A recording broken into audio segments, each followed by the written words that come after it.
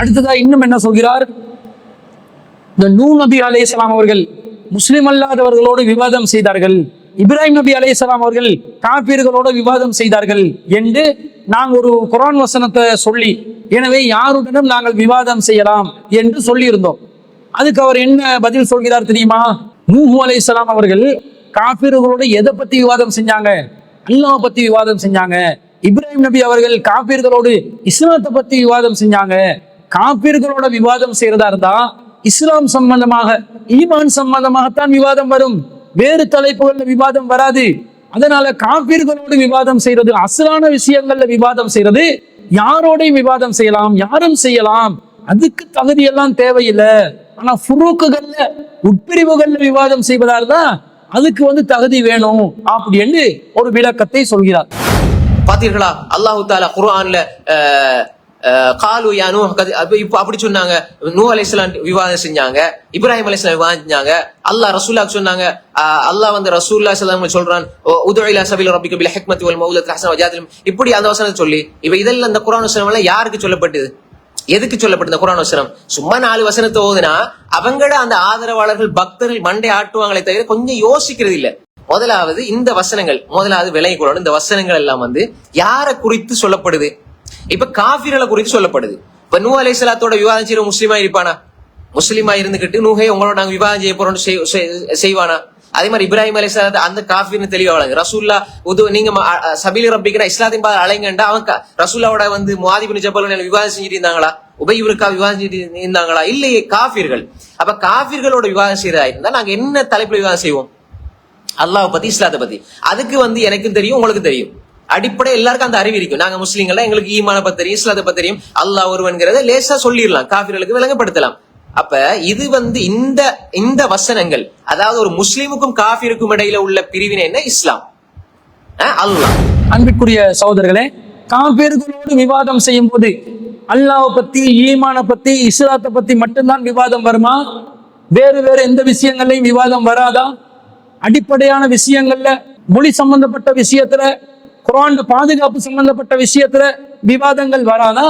இப்போ உதாரணத்துக்கு சொல்வதாக இருந்தால், ஒரு காபீர் ஒருவர் அல் குர்ஆன்ல இலக்கண பிழை இருக்குது என்று சவால் விட்டால், இப்ப என்ன செய்யறது? இதுல ஈமான பத்தி வரல, இஸ்லாத்தை பத்தி வரல, இதுல அல்லாஹ் பத்தி வரல, ஈமான பத்தி வரல. இப்ப என்ன பண்றது?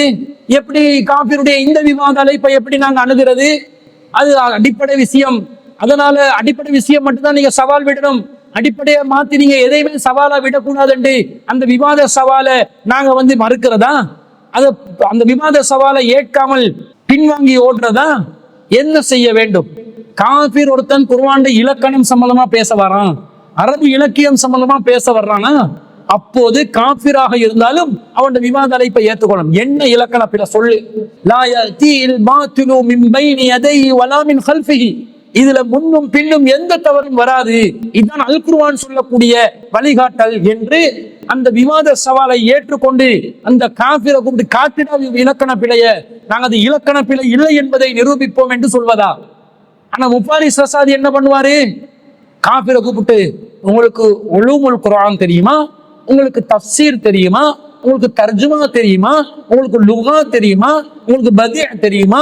உங்களுக்கு நஹ்வு தெரியுமா? உங்களுக்கு சர்ஃப் தெரியுமான்னு இன்டர்வியூ பண்ணி கொண்டிருப்பாரா?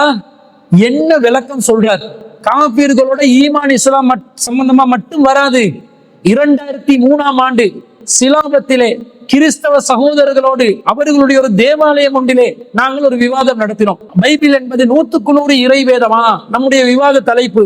அந்த விவாதத்திற்காக கலந்து கொண்ட முஸ்லிம் அல்லாதவர்கள், கிறிஸ்தவ சகோதரர்கள் அபூதாவுத் கிதாபை வைத்திருந்தார்கள், சஹீஹ் முஸ்லிமை வைத்திருந்தார்கள், சஹீஹ் புகாரியை வைத்திருந்தார்கள், நசாயை வைத்திருந்தார்கள். வெறும் சோபன காட்டுறதுக்கு வைக்கல, கேள்வி எழுப்பினார். வெறும் பந்தா காட்டுறதுக்கு வைக்கல, அதுல இருந்து கேள்வி எழுப்பினார்கள். சஹீஹ் புகாரியில இப்படி இருக்கிறது, நசாயில இப்படி இருக்கிறது, அபூதாவுதில இப்படி இருக்கிறது, பைஅத் சம்பந்தமாக வருகிறது என்றால் அந்த தரப்புல முர்த்ததானவர்கள் இருந்தார்கள், இஸ்லாத்தை விட்டு வெளியேறியவர்களும் ஒரு சிலர் இருந்தார்கள். கேள்வி கேட்டார்கள். அப்ப நாங்க, உங்களுக்கு ஹதீஸ்ல உசூல் தெரியுமா? முஸ்தலஹுல் ஹதீஸ் என்றா என்னன்னு தெரியுமா? இஸ்திலாஹ் என்றா என்னன்னு தெரியுமா? ஸஹீஹ் லைஃப் என்னன்னு தெரியுமா? லைஃப் வகைகள் தெரியுமான்னு கேள்வி கேட்டோமா? அல்லது அவர் எதை முன்வைத்தாரோ அப்படி நெத்தி அடியாக நோஸ்கட்டாக மூக்குடைக்கக்கூடிய விதத்தில் பதில் கொடுத்தோமா? முஸ்லிம் அல்லாதவர்களோட முன்ன பின்ன விவாதம் செஞ்சிருந்தா தான் அவங்க எதை பத்தி விவாதம் செய்ய வருவாங்கன்னு விளங்கி கொள்ளலாம். இவருக்கு மொத்த உலகமே தெரியாது. என்ன தெரியும்? அபுதாபி தெரியும், துபாய் தெரியும், சவுதி அரேபியா தெரியும். அரபு மத்திய கிழக்கு நாடுகளுக்குள்ள இருந்து அந்த சோப்பு புடவையை போத்தி கொண்டு மிம்பர்ல ஏறி மஹ்ரஜ் வெளிப்படுத்தி கொண்டிருந்து பயான் செய்வதுதான் உங்களுக்கு தெரியும். களத்தில் என்ன நடக்கிறது, என்ன செய்வார்கள், எப்படி சவால் விடுவார்கள், என்னென்னலாம் பேசுவார்கள். காஃபிர் எதை பேச வந்தாலும் அதற்கு அல்லாஹ்வே பதில் அளிக்கிறார். நீங்க என்ன பதில் அளிக்க மாட்டீங்க? காஃபிர் அடிப்படை விஷயம் பேசினா மட்டும்தான் பதில் அளிப்பேன், வேற விஷயங்கள் பேசினா அவருக்கு தகுதி இல்லைன்னு பின்வாங்கி ஓடுவேன். முஃபாரிஸ் ரசாதியுடைய விளக்கம். இது அல்லாஹ்வுடைய வழிமுறையா? காஃபிர் எதை எதையோ கேட்டான், எதை எதையோ விமர்சனம் செய்தான். அல்லாஹ் தஆலா அதை ஒரு வாதமாக எடுத்து அல்லாஹ்வே பதில் அளித்தான். இதுதான் குர்ஆனுடைய நடைமுறை. 17வது அத்தியாயத்தில் 85வது வசனத்தில் அல்லாஹ் சொல்றான், வயஸ்அலூனக அனிர் ரூஹ், ரூஹை பற்றி அவர்கள் கேட்கிறார்கள். குலிர் ரூஹு மின் அம்ரி ரப்பி, இந்த ரூஹ் என்பது என் இறைவனுடைய கட்டளை பிரகாரம் இயங்குகிறது என்று நபியே சொல்லுங்க.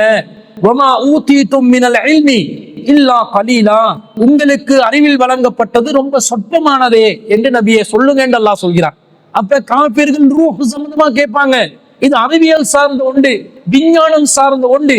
இந்த விஷயத்துல அல்லாஹ் அவர்களுக்கு பதில் அளிக்காமல் இருக்கவில்லை, பதில் அளிக்கிறான். ஆனா அறிவியல் வளராத காலத்தில், அறிவியலுக்கு கண்டுபிடிக்க முடியாத விஷயத்தில், அறிவியலுக்கு எட்டாத ஒரு துறையில் பதில் அளித்தால் அவர்களுக்கு அது விளங்காது என்பதனால அது அல்லாஹ்வோட கட்டளைப்படி இயங்குது. அதை மட்டும் புரிஞ்சுக்கோங்க.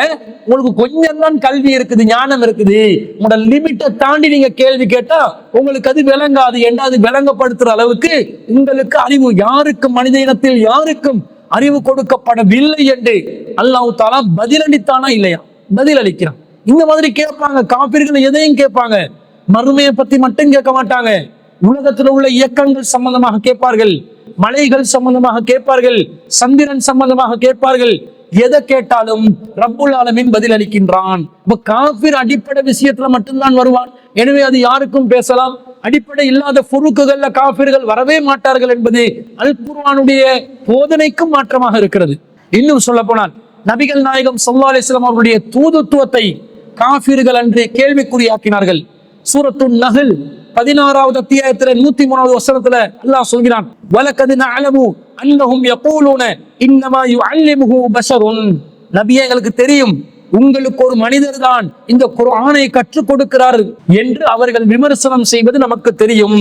அல்லாஹ் சொல்லிவிட்டு பதில் அளிக்கிறான், லிசானுல்லதி யுல்ஹிதுன இலைஹி அஜமியுன், ஆனால் அவர்கள் யார் உங்களுக்கு கற்றுக் கொடுக்கிறார் என்று சொல்கிறார்களோ அந்த நபர், அவர்கள் சுட்டிக்காட்டும் நபரோ அஜமியுன், அவர் அரபி அல்லாத ஒருவராக இருக்கிறார். வஹாதா லிசானுன் அரபியுன் முபீன், ஆனா இந்த குர்ஆனோ தெள்ளத் தெளிவான அரபு மொழியில் இருக்கிறது என்று அல்லாஹ் காபிர்களுக்கு பதில் அளிக்கிறார். நபிகள் நாயகம் ஸல்லல்லாஹு அலைஹி வஸல்லம் குர்ஆனை யாரோ கற்றுக் கொடுக்கிறதா காபிர்கள் வாதம் வைத்தார்கள். அதனாலதான் இவர் குர்ஆன் என்று சொல்கிறார். இவர் அல்லாஹ் கிட்ட இருந்து எடுத்து சொல்லல, யாரோ ஒரு மனிதர் சொல்றதுதான் எடுத்து சொல்றார் என்று சொன்னோடனே அல்லாஹ் லாஜிக்கை முன்வைத்து அல்லாஹ் தஆலா பதில சொல்றான். யாரு இவருக்கு கற்றுக் கொடுக்கிறதா நீங்க விமர்சனம் செஞ்சு சொல்றீங்களோ, வாதம் புரிகிறீர்களோ, அந்த மனிதர், உங்களுடைய வாத பிரகாரம் சொல்லப்படுகின்ற மனிதர் அஜமி, அவர் அரபி அல்லாதவர். வஹாதா லிசானுன் அரபியுன் முபீன், இது தெள்ளத் தெளிவான அரபு மொழியில் உள்ள குர்ஆன் என்று அல்லாஹ் தஆலா சொல்கிறார். அப்ப அல்லாஹ் தஆலா காபிர்களுடைய விமர்சனங்களுக்கு கூட பதில் கொடுத்தானா இல்லையா? காபிர்களுடைய வாதங்களுக்கு கூட அல்லாஹ் பதில் கொடுத்தானா இல்லையா? அது அசல் மட்டும் வராது, அசல் அல்லாதவைகளிலும் வரும். அசல் அல்லாத விஷயங்கள்ல கேட்டாலும் அல்லாஹ் பதில் அளிப்பான். இன்னும் சொல்ல போனால் நபிகள் நாயகம் ஸல்லல்லாஹு அலைஹி வஸல்லம் அவர்களுக்கு சூனியம் செய்யப்பட்டதாக காபிர்கள் விமர்சனம் செய்தார்கள். 2 விதமான விமர்சனம் வந்தது. நபிகள் நாயகம் சாதாரண மனிதராக கடை வீதிகளில் நடமாடுவது சம்பந்தமாக விமர்சனம் வந்தது. உணவு உண்ணுவது சம்பந்தமாக விமர்சனம் வந்தது. அதே நேரத்தில் சூனியம் செய்யப்பட்டிருக்கிறார் என்றும் விமர்சனம் வந்தது. அல்லாஹ் தஆலா இதுக்கு எப்படி பதில் அளித்தான்? கடை வீதிகளில் நடமாடுவதை அல்லாஹ் ஒப்புக்கொள்கிறான், அப்படித்தான் நாங்கள் தூதர்களை அனுப்புவோம் என்றான். உணவு உண்ணுவது சம்பந்தமாக அல்லாஹ் ஒப்புக்கொள்கிறான், மனிதர்களாகத்தான் நபிமார்களை அனுப்புவோம் என்று அல்லாஹ் சொல்கிறான். ஆனா இவர் சூனியம் செய்யப்பட்ட மனிதர் என்று வரக்கூடிய விமர்சனத்தை பொறுத்தளவில் அல்லாஹ் சொல்கிறான், வகாலல் லாதிமூன், காபிர்கள் அநியாயக்காரர்கள் சொல்கிறார்கள், இன் தத்தபிஊன இல்லா ரஜுலம் மஸ்ஹூரா, நீங்கள் சூனியம் செய்யப்பட்ட மனிதரை தான் பின்பற்றுகிறீர்கள் என்று அநியாயக்காரர்கள் சொல்கிறார்கள். உம்புர் கைஃப வரபு லகல் அம்சால், அவர்கள் எப்படிப்பட்ட உதாரணங்களை எல்லாம் நபியே உங்களுக்கு சொல்லுகிறார்கள் என்று பாருங்கள். ஃபலல்லு ஃபலா யஸ்ததிஊன சபீலா, அவர்கள் வழிகெட்டு விட்டார்கள், நேர் வழியை அடைய மாட்டார்கள் என்று அல்லாஹ் சொல்கிறார். அப்ப அல்லாஹ் இதுக்கு பதில் அளிக்கிறான். காபிர்கள் எல்லாத்திலையும் வாதம் வைப்பான், அசல்ல மட்டும் வைக்க மாட்டான். சூனியம் செய்யப்பட்டதா சொல்லுவான், அல்லாஹ்ட குதிரத் சம்பந்தமாக கேள்வி எழுப்புவான், ரூஹ பத்தி கேட்பான், குர்ஆனை பத்தி எழுப்புவான், அரபை பத்தி கேட்பான். எதை கேட்டாலும் பதில் சொல்லக்கூடிய கடமை நமக்கு இருக்கிறது. அப்ப நூஹ் அலைஹிஸ்ஸலாம் காபிர்களோடு விவாதம் செய்தது அசல்ல மட்டும் என்றதுக்காக இல்ல, சத்தியத்தை நிலைநாட்ட வேண்டும், அதுக்காக தான் விவாதம் பண்ணாங்க. இப்ராஹிம் நபி காபிரோட விவாதம் பண்ணது சத்தியத்தை நிலைநாட்டுவதற்காக. மூசா அலைஹிஸ்ஸலாம் ஃபிரௌனோட விவாதம் பண்ணது சத்தியத்தை நிலைநாட்டுவதற்காக. சத்தியத்தை நிலைநாட்ட வேண்டும் என்று வரும் பொழுது எதிர்த்தரப்பினுடைய தகமைகளை எடை போடும் அதிகாரம் நமக்கு இல்லை. அவன் எதையும் சொல்லிட்டு போட்டோம், எங்களுக்கு சத்தியத்தை நிலைநாட்டுவதுதான் நோக்கம், அதை நிலைநாட்டு சென்று விட வேண்டும். நபிகள் நாயகம் ஸல்லல்லாஹு அலைஹி வஸல்லம் அவர்களும் இதே நடைமுறையை தான் கடைபிடித்தார்கள்.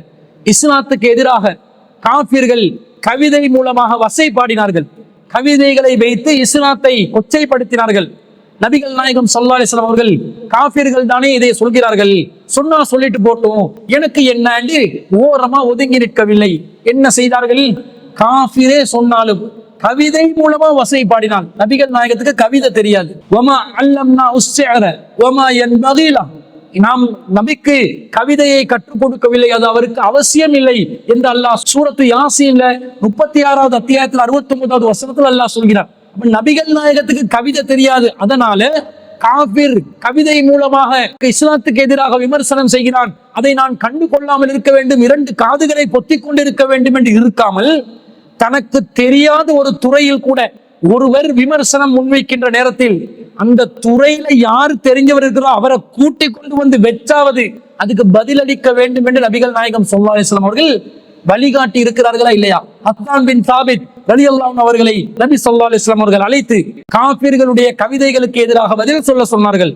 ஆயிஷா ரலியல்லாஹு அன்ஹா காலத், ஆயிஷா ரலியல்லாஹு அன்ஹா சொல்றாங்க, இஸ்தஅதன ஹஸ்ஸான் இப்னு சாபித்தின் ரசூலுல்லாஹி ஸல்லல்லாஹு அலைஹி வஸல்லம் ஃபீ ஹிஜாஇல் முஷ்ரிகீன், முஷ்ரிகீன்களுக்கு கவிதை மூலமாக பதிலளிப்பதற்கு ஹஸ்ஸான் பின் சாபித் ரலியல்லாஹு அன்ஹு அவர்கள் நபி ஸல்லல்லாஹு அலைஹி வஸல்லம் அவர்களிடம் அனுமதி கேட்டார்கள். அப்போது ரசூல் ஸல்லல்லாஹு அலைஹி வஸல்லம் ஃபகைஃப பினஸபி, என்னுடைய பரம்பரை வம்ச பரம்பரை பற்றி நீங்க ஏதாவது மிஸ்டேக்கா சொல்லிடுவீங்களா அப்படின்னு கேட்கும்போது ஹஸ்ஸான் பின் சாபித் ரலியல்லாஹு அன்ஹு சொல்றாங்க, நான் அதை சொல்ல மாட்டேன், அப்படி நான் லேசா குலைத்த மாவிலிருந்து எப்படி முடிய நான் லேசா பிடுங்கி எடுத்துருவேனோ அந்த மாதிரி லேசா உன பரம்பரையும் விட்டு கொடுக்காம அந்த முஸ்லிம்களுக்கு எதிராக நான் கவிதை மூலமாக பதிலடியாக வசைப்பாடுவேன் என்று சொன்ன உடனே நபி ஸல்லல்லாஹு அலைஹி வஸல்லம் அவங்க சொல்றாங்க, ஹஸ்ஸான் பின் சாபித் ரலியல்லாஹு அன்ஹு அவங்களுக்கு அஹ்ஜுல் முஸ்ரிகீன், இந்த முஸ்லிம்களுக்கு நீங்கள் கவிதை மூலம் பதிலடி கொடுங்கள், ஃபஇன்ன ஜிப்ரீல மஅக, ஜிப்ரீல் உங்களுடன் இருக்கிறார் என்று நபி ஸல்லல்லாஹு அலைஹி வஸல்லம் அவர்கள் ஹஸ்ஸான் பின் சாபித் ரலியல்லாஹு அன்ஹு அவர்களுக்கு உற்சாகம் கொடுத்தார்களா இல்லையா? இந்த செய்தி சஹீஹ் புகாரில 4124வது செய்தியாகவும் 6150வது செய்தியாகவும் பதிவு செய்யப்பட்டிருக்கிறது. அப்ப கவிதைகள் மூலம் வசைப்பாடும் காபிர்களுக்கு கூட இஸ்லாத்தை விட்டு கொடுக்காம சத்தியத்தை நிலைநிறுத்துறதுக்காக வேண்டி தனக்கு பரிச்சயம் இல்லாத துறை என்பதை கூட ரசூல் ஸல்லல்லாஹு அலைஹி வஸல்லம் அவர்கள் பார்க்காமல் சத்தியத்தை நிலைநிறுத்துறதுக்காக வேண்டி நபி தோழர்களுடைய உதவியுடன் அசத்தியவாதிகளுக்கு பதில் கொடுத்திருக்கிறார்கள் என்பதை நாங்கள் ஹதீசுகள்ல ரசூலுல்லாஹ்வுடைய வழிமுறையாக பார்க்கிறோம். இன்னும் சொல்ல போனால் நபி ஸல்லல்லாஹு அலைஹி வஸல்லம் அவருடைய மனைவி, அன்பு மனைவி அன்னை ஆயிஷா சித்திகா ரலியல்லாஹு அன்ஹா அவர்கள் மீது எதிரிகள் அவதூறு பரப்பினார்கள். அப்படி பரப்பின நேரத்துல நபி ஸல்லல்லாஹு அலைஹி வஸல்லம் அவர்கள் எதிரிகள் அவதூறு பரப்பிட்டாங்க, யாரு என்ன சொன்னா எனக்கு என்ன என்று சும்மா இருக்கவில்லை, மிம்பர் மீது ஏறுறாங்க, தன்னுடைய மனைவியின் நன்னிடத்தை சம்பந்தமாக பகிரங்கமாக வாக்குமூலம் அளிக்கிறார்கள்.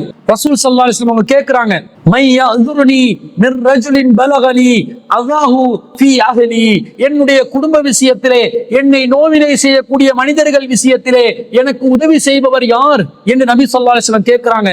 ஃபவல்லாஹி மா அலிம்து அலா அஹ்லி இல்லா கைரா, அல்லாஹ் மீது சத்தியமாக என்னுடைய குடும்ப விஷயத்துல நான் நல்லதை தவிர வேறு எதையும் நான் பார்க்கவில்லை. வகத் ஸக்கரு ரஜுலன், அவர்கள் ஒரு மனிதரை இதனோடு தொடர்பு படுத்துகிறார்கள். மா அலிம்து அலைஹி இல்லா கைரா, நான் அவர் விஷயத்திலும் நல்லதை தவிர வேறு எதையுமே அறிந்ததில்லை. வமா கான யதுகுலு அலா அஹ்லி இல்லா மஇ, நான் இருக்கும் போதே அல்லாமல் ஒருபோதும் அவர் என்னுடைய வீட்டுக்குள்ளே நுழைந்ததில்லையே என்று நபி ஸல்லல்லாஹு அலைஹி வஸல்லம் அவர்கள் தன்னுடைய மனைவி மீது அவதூறு சொன்னவர்களுக்கு எதிராக மனைவியை தூய்மைப்படுத்தி தனது தோழரையும் தூய்மைப்படுத்தி நபி ஸல்லல்லாஹு அலைஹி வஸல்லம் அவர்கள் இந்த மார்க்கத்தை பாதுகாக்கின்ற இந்த தூய்மையான பணிக்காக வேண்டி பதில் சொல்லி இருக்கிறார்கள்.